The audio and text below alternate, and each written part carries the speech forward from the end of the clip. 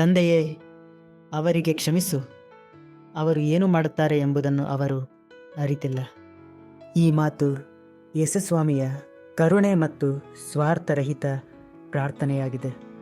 ಶಿಲುಬೆಯ ಮೇಲೆ ಯೇಸುಸ್ವಾಮಿಯು ಹೇಳಿದ ಈ ಮಾತನ್ನು ಈ ಸಮಯದಲ್ಲಿ ನಾವು ಧ್ಯಾನಿಸೋಣ. ಯೇಸುಸ್ವಾಮಿಯ ಈ ಮಾತನ್ನು 4 ಭಾಗಗಳಾಗಿ ವಿಂಗಡಿಸಬಹುದು. ಮೊದಲನೆಯದಾಗಿ ತಂದೆಯೇ ಎಂಬುದಾಗಿ. ಯೇಸುಸ್ವಾಮಿಯು ಶಿಲುಬೆಯ ಮೇಲೆ ಸರ್ವಶಕ್ತನಾದ ದೇವರೇ, ಸರ್ವವ್ಯಾಪಿಯಾದ ದೇವರೇ ಎಂದು ಕರೆಯುವುದಿಲ್ಲ. ತಂದೆಯೇ ಎಂದು ಕೂಗುವುದರ ಮೂಲಕ ದೇವರ ಮತ್ತು ಯೇಸುಸ್ವಾಮಿಯ ಬಾಂಧವ್ಯವನ್ನು ಇಲ್ಲಿ ನಾವು ಕಾಣಬಹುದು. ನಾವು ಪ್ರಾರ್ಥಿಸುವಾಗ ಪರಿಸ್ಥಿತಿ ಹೇಗೆ ಇರುತ್ತದೋ ಹಾಗೆ ದೇವರನ್ನು ಕರೆಯುತ್ತೇವೆ. ಅನಾರೋಗ್ಯವಿದ್ದರೆ ಆರೋಗ್ಯದಾಯಕನಾದ ದೇವರೇ ಎನ್ನುತ್ತೇವೆ. ಪಾಪ ಮಾಡಿದ್ದರೆ ನಮ್ಮ ವಿಮೋಚಕನಾದ ದೇವರೇ ಎಂದು ಪ್ರಾರ್ಥನೆಯನ್ನು ಪ್ರಾರಂಭಿಸುತ್ತೇವೆ. ಆದರೆ ಇಲ್ಲಿ ಯೇಸುಸ್ವಾಮಿಯು ತಂದೆಯೇ ಎಂದು ಹೇಳುವುದರ ಮೂಲಕ ಯೇಸುಸ್ವಾಮಿಯು ಮತ್ತು ದೇವರ ಬಾಂಧವ್ಯವನ್ನು ಇಲ್ಲಿ ತೋರಿಸುತ್ತಾನೆ. ಮತ್ತು ಎರಡನೆಯದಾಗಿ ಯೇಸುಸ್ವಾಮಿಯು ಇಲ್ಲಿ ಅವರಿಗೆ ಕ್ಷಮಿಸು ಎಂದು ಹೇಳುವುದನ್ನು ನೋಡುತ್ತೇವೆ.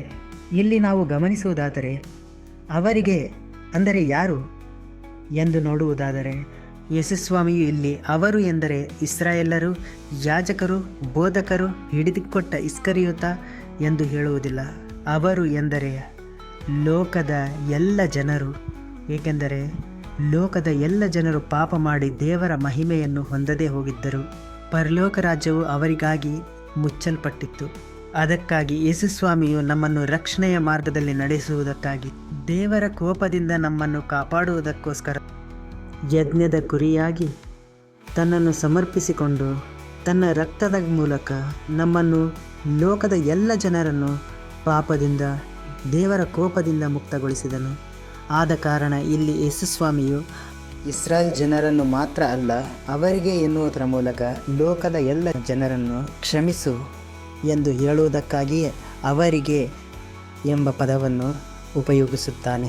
ಇಲ್ಲಿ ಅವರಿಗೆ ಅಂದರೆ ಲೋಕದ ಎಲ್ಲ ಜನರು. ನಾವು ಎರಡನೆಯ ಭಾಗವಾಗಿ ನೋಡುವುದಾದರೆ ಕ್ಷಮಿಸು ಎಂಬುದಾಗಿ. ಯೇಸುಸ್ವಾಮಿಯು ಇಲ್ಲಿ ಕ್ಷಮಿಸು ಎಂದು ಹೇಳುವಾಗ ಶಿಲುಬೆಯ ಮೇಲೆ ಇದ್ದರು, ಯಾರು ಆತನನ್ನು ಹಿಂಸೆಪಡಿಸಿದರೋ, ಯಾರು ಆತನಿಗೆ ಮುಳ್ಳು ಕಿರೀಟವನ್ನು ಇಟ್ಟರೋ, ಯಾರು ಆತನನ್ನು ಬಾಧಿಸಿದರೋ ಅವರನ್ನೇ ಯೇಸುಸ್ವಾಮಿಯು ಇಲ್ಲಿ ಕ್ಷಮಿಸು ಎಂದು ಹೇಳುವುದನ್ನು ನಾವು ನೋಡುತ್ತೇವೆ. ಇಂತಹ ಸಮಯದಲ್ಲಿ ಈ ಮಾತು ಬಲು ಕಠಿಣವಾಗಿರುತ್ತದೆ. ಆದರೆ ಯೇಸುಸ್ವಾಮಿಯು ಇಲ್ಲಿ ಒಂದು ಮಾದರಿಯನ್ನು ತೋರಿಸುತ್ತಾನೆ. ಯೇಸುಸ್ವಾಮಿಯು ಬೋಧಿಸಿದ ಹಾಗೆ ತಂದೆಯೇ ಅವರನ್ನು ಕ್ಷಮಿಸು ಎಂದು ಹೇಳುವುದನ್ನು ನಾವು ಇಲ್ಲಿ ಕಾಣಬಹುದು. ನಾವು ಯಾರನ್ನು ಬೇಕಾದರೂ ಕ್ಷಮಿಸಬಹುದು. ಆದರೆ ಯಾರನ್ನು ನಾವು ತುಂಬ ನಂಬಿರುತ್ತೇವೋ, ಯಾರ ಮೇಲೆ ಪೂರ್ತಿಯಾಗಿ ಭರವಸೆವಿಟ್ಟಿರುತ್ತೇವೋ ಅಂಥವರೇ ನಮ್ಮ ವಿರುದ್ಧವಾಗಿ ಪಾಪ ಮಾಡಿದಾಗ, ನಮಗೆ ದ್ರೋಹ ಮಾಡಿದಾಗ ಅವರನ್ನು ಕ್ಷಮಿಸುವುದು ಬಲು ಕಠಿಣವಾಗುತ್ತದೆ. ಮನಸ್ಸು ಕಲ್ಲಾಗಿ ಬಿಡುತ್ತದೆ, ಹೃದಯವು ಕುಂದಿ ಹೋಗುತ್ತದೆ. ಅಂತಹ ಸಮಯದಲ್ಲಿ ನಾವು ಸಂಯಮವನ್ನು ಕಾಯ್ದುಕೊಂಡು ಅವರನ್ನು ಕ್ಷಮಿಸುವುದು ಬಹಳ ಮುಖ್ಯವಾಗುತ್ತದೆ. ಕ್ಷಮೆ ಎಂಬುದು ಸಣ್ಣ ಪದವಾಗಿರಬಹುದು, ಆದರೆ ಅದು ಬಹುದೊಡ್ಡ ಅದ್ಭುತಗಳನ್ನು ಮಾಡುತ್ತದೆ. ನಾವು ಅವರನ್ನು ಕ್ಷಮಿಸಿ ಸ್ವತಂತ್ರರಾಗಿ ಬಿಟ್ಟರೆ ನಮಗೆ ಮುಂದಿನ ದಾರಿ ಕಾಣುತ್ತದೆ. ಆದರೆ ನಾವು ಕ್ಷಮಿಸದೆ ಆ ನೋವನ್ನು ಹೃದಯದಲ್ಲೇ ಇಟ್ಟುಕೊಂಡರೆ ಅವರ ಮೇಲೆ ನಮಗೆ ಪ್ರತೀಕಾರ ಹುಟ್ಟುತ್ತದೆ. ಆ ಪ್ರತೀಕಾರದಿಂದ ನಾವು ಕೂಡ ಅವರಿಗೆ ಸೇಡು ತೀರಿಸಿದರೆ ನಮಗೂ ಅವರಿಗೂ ವ್ಯತ್ಯಾಸ ಇರುವುದಿಲ್ಲ. ಅವರು ತಪ್ಪು ಮಾಡಿದರು, ನಾವು ತಪ್ಪು ಮಾಡಿದೆವು. ಇದರಲ್ಲಿ ದೇವರ ಮಧ್ಯಸ್ಥಿಕೆ ಇರುವುದಿಲ್ಲ, ದೇವರ ಆಶೀರ್ವಾದವೂ ಇರುವುದಿಲ್ಲ. ಆದ ಕಾರಣ ನಾವು ಅವರನ್ನು ಕ್ಷಮಿಸಿದರೆ ನಮಗೆ ಮುಂದಿನ ಮಾರ್ಗವು ಕಾಣುವುದು. ನಾವು ಮೊದಲು ಅವರನ್ನು ಕ್ಷಮಿಸಿ ಸ್ವತಂತ್ರರಾಗಬೇಕು. ನ್ಯಾಯ ತೀರ್ಪನ್ನು ದೇವರಿಗೆ ಬಿಡಬೇಕು. ಅನ್ಯಾಯ ಮಾಡಿದವರು ಅವರು, ನಾವೇಕೆ ಶಿಕ್ಷೆ ಅನುಭವಿಸಬೇಕು? ನಾವು ಅವರ ತಪ್ಪುಗಳನ್ನು ಕ್ಷಮಿಸಿ ನ್ಯಾಯ ತೀರ್ಪನ್ನು ದೇವರಿಗೆ ಬಿಟ್ಟರೆ ದೇವರು ಆ ನ್ಯಾಯವನ್ನು ತೀರಿಸುತ್ತಾನೆ. ಮನುಷ್ಯರು ದೇಹಕ್ಕೆ ನೋವನ್ನು ನೀಡಬಹುದು, ಆದರೆ ದೇವರು ಆತ್ಮಕ್ಕೆ ಶಿಕ್ಷೆಯನ್ನು ನೀಡುವವನಾಗಿದ್ದಾನೆ. ಆದ ಕಾರಣ ಕ್ಷಮಿಸುವುದು ನಮ್ಮ ಕರ್ತವ್ಯ.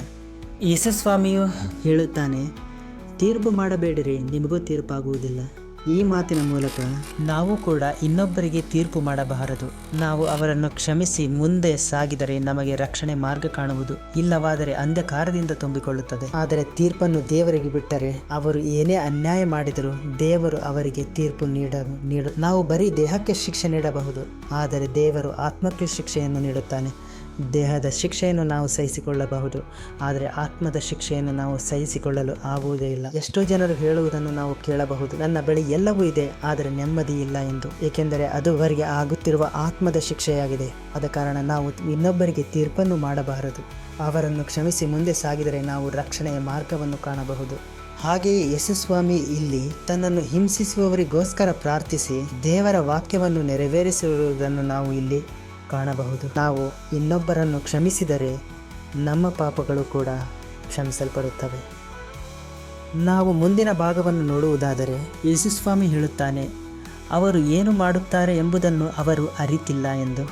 ಈ ಮಾತಿನ ಅರ್ಥವೇನೆಂದರೆ, ಯೇಸುಸ್ವಾಮಿಯನ್ನು ಯಾರು ಹಿಂಸೆ ಪಡಿಸುತ್ತಿದ್ದಾರೋ ಅವರು ಏನು ಮಾಡುತ್ತಿದ್ದಾರೆ ಎಂಬುದು ಅವರಿಗೆ ಗೊತ್ತೇ ಇರಲಿಲ್ಲ ಎಂದು ಯೇಸುಸ್ವಾಮಿ ಇಲ್ಲಿ ಹೇಳುತ್ತಾನೆ. ಹಿಡಿದುಕೊಟ್ಟ ಇಸ್ಕರಿಯೋತನಿಗೆ ಗೊತ್ತಿರಲಿಲ್ಲ ನಾನು ಯಾರನ್ನು ಹಿಡಿದುಕೊಡುತ್ತಿದ್ದೇನೆಂದು. ಶಿಲುಬೆಗೆ ಹಾಕಿಸು ಎಂದು ಹೇಳುವ ಇಸ್ರಾಯೇಲ್ ಜನರಿಗೆ ಗೊತ್ತಿರಲಿಲ್ಲ ನಾವು ಯಾರನ್ನು ಶಿಲುಬೆಗೆ ಹಾಕಿಸು ಎಂದು ಹೇಳುತ್ತಿದ್ದೇವೆ ಎಂದು. ತನ್ನ ಅಧಿಕಾರಕ್ಕೋಸ್ಕರ ಯೇಸುಸ್ವಾಮಿಯನ್ನು ಮರಣಕ್ಕೆ ಒಪ್ಪಿಸಿದ ಪಿಲಾತನಿಗೆ ಗೊತ್ತಾಗಲಿಲ್ಲ ನಾನು ಯಾರನ್ನು ಮರಣಕ್ಕೆ ಒಪ್ಪಿಸುತ್ತಿದ್ದೇನೆ ಎಂದು. ಅವರಿಗೆ ಏಕೆ ಆಗಲಿಲ್ಲ ಎಂದರೆ ಇದು ಒಂದು ದೇವರ ಯೋಜನೆಯಾಗಿತ್ತು. ಯೇಸುಸ್ವಾಮಿಯು ಅನೀತಿವಂತರನ್ನು ನೀತಿವಂತರನ್ನು ಮಾಡುವುದಕ್ಕಾಗಿ ಶಿಲುಬೆಯನ್ನು ಏರಿ ನಮ್ಮ ಪಾಪಗಳಿಂದ ಬಿಡಿಸುವುದು ಅನಿವಾರ್ಯವಾಗಿತ್ತು. ಈ ಕಾರಣದಿಂದ ಇಸ್ರಾಯೇಲ್ ಜನರಿಗೆ ತಾವು ಏನು ಮಾಡುತ್ತಿದ್ದೇವೆ ಎಂಬುದು ಅರಿಯಲಾಗಲಿಲ್ಲ, ಏಕೆಂದರೆ ಇದು ದೇವರ ಯೋಜನೆಯಾಗಿತ್ತು. ಆದ ಕಾರಣ ಯೇಸುಸ್ವಾಮಿ ಹೇಳುತ್ತಾನೆ, ಅವರು ಏನು ಮಾಡುತ್ತಾರೆ ಎಂಬುದು ಅವರು ಅರಿತಿಲ್ಲ, ಅವರನ್ನು ಕ್ಷಮಿಸು ಎಂದು. ಆದರೆ ಈಗಿನ ಸಮಯದಲ್ಲಿ ನಾವು ನೋಡುವುದಾದರೆ ನಮಗೆ ಯೇಸುಸ್ವಾಮಿ ಯಾರೆಂದು ಗೊತ್ತು, ಯೇಸುಸ್ವಾಮಿ ಯಾಕೆ ಬಂದರು ಎಂದು ಗೊತ್ತು, ಯೇಸುಸ್ವಾಮಿ ಯಾವ ವಾಕ್ಯಗಳನ್ನು ಹೇಳಿದ್ದಾರೆ ಎಂಬುದು ಕೂಡ ಎಲ್ಲವೂ ನಮಗೆ ಗೊತ್ತಿದೆ. ಆದರೆ ನಾವು ಇಷ್ಟೆಲ್ಲ ಗೊತ್ತಿದ್ದರೂ ಕೂಡ ಮತ್ತೆ ತಪ್ಪು ಮಾಡಿದರೆ ಯೇಸುಸ್ವಾಮಿಯನ್ನು ಮತ್ತೆ ಶಿಲುಬೆಗೆ ಹಾಕಿಸಿದ ಹಾಗಾಗುತ್ತದೆ. ಆದ ಕಾರಣ ನಾವು ದೇವರ ವಾಕ್ಯವನ್ನು ಗಮನಿಸಿ ಅರಿತುಕೊಂಡು ಒಳ್ಳೆಯ ಮಾರ್ಗದಲ್ಲಿ ನಡೆಯಬೇಕು. ನಾವು ಈಗ ಎಲ್ಲವೂ ಗೊತ್ತಿದ್ದು ಕೂಡ ತಪ್ಪು ಮಾಡಿದರೆ ದೇವರ ಕೋಪಕ್ಕೆ ಗುರಿಯಾಗುತ್ತೇವೆ. ಗೊತ್ತಿಲ್ಲದೆ ಮಾಡಿದ ತಪ್ಪಿಗೆ ಕ್ಷಮೆ ಇದೆ, ಆದರೆ ಗೊತ್ತಿದ್ದು ಮಾಡುವ ತಪ್ಪಿಗೆ ಕ್ಷಮೆ ಇರುವುದಿಲ್ಲ. ಅದಕ್ಕಾಗಿ ನಾವು ಏನೇ ತಪ್ಪು ಮಾಡಿದ್ದರೂ ಈ ಕ್ಷಣದಲ್ಲಿ ಎಲ್ಲ ತಪ್ಪುಗಳನ್ನು ಒಪ್ಪಿಕೊಂಡು ಬಿಟ್ಟು ಬಿಟ್ಟರೆ ಕರುಣೆಯು ಕೃಪಾಪೂರ್ಣನೂ ಆದ ದೇವರು ನಮ್ಮನ್ನು ಕ್ಷಮಿಸಿ ನಮ್ಮನ್ನು ಜೀವ ಮಾರ್ಗದಲ್ಲಿ ನಡೆಸುವನು. ನಾವು ಅಂದುಕೊಳ್ಳುತ್ತೇವೆ ನಾವು ಏನೇ ಪ್ರಾರ್ಥನೆ ಮಾಡಿದರೂ ನಮಗೆ ಉತ್ತರ ಸಿಗುತ್ತಿಲ್ಲ ಎಂದು. ಆದರೆ ದೇವರು ಹೇಳುತ್ತಾನೆ, ನನ್ನ ಕೈ ಮೋಟುಗೈಯಲ್ಲ, ನಾನು ನಿಮಗೆ ಹೇರಳವಾದ ಆಶೀರ್ವಾದಗಳನ್ನು ನೀಡುತ್ತೇನೆ, ಆದರೆ ನಿಮ್ಮ ಪಾಪ ಆ ಆಶೀರ್ವಾದಗಳನ್ನು ನುಂಗಿ ಹಾಕುತ್ತಿದೆ. ನೀವು ಎಲ್ಲ ಪಾಪಗಳನ್ನು ಬಿಟ್ಟು ನೀವು ನನ್ನಲ್ಲಿ ಶುದ್ಧ ಮನಸ್ಸಿನಿಂದ ಬಿಡುವುದಾದರೆ ನೀವು ಪ್ರಾರ್ಥಿಸುವುದಕ್ಕಿಂತ ಮೊದಲೇ ನಿಮಗೆ ಏನೇನು ಬೇಕು ಎಂಬುದು ನನಗೆ ತಿಳಿದಿದೆ. ಆದ ಕಾರಣ ನೀವು ಮೊದಲು ದೇವರ ರಾಜ್ಯಕ್ಕಾಗಿಯೂ ನೀತಿಗಾಗಿಯೂ ತವಕ ಪಡಿರಿ, ಇವೆಲ್ಲವೂ ಕೂಡ ಸಂಗಡ ನಿಮಗೆ ಬೇಕಾದವು ದೊರಕುವವು ಎಂಬುದಾಗಿ ದೇವರು ಹೇಳುತ್ತಾನೆ. ನಾವು ದೇವರ ವಾಕ್ಯವನ್ನು ಅನುಸರಿಸಿ ದೇವರ ಮಾರ್ಗದಲ್ಲಿ ನಡೆದರೆ ನಾವು ದೇವರ ರಕ್ಷಣೆಯನ್ನು ಹೇರಳವಾದ ಆಶೀರ್ವಾದಗಳನ್ನು ಕಾಣಬಹುದು. ದೇವರ ನಾಮಕ್ಕೆ ಸ್ತೋತ್ರವಾಗಲಿ. ಆಮೇನ್.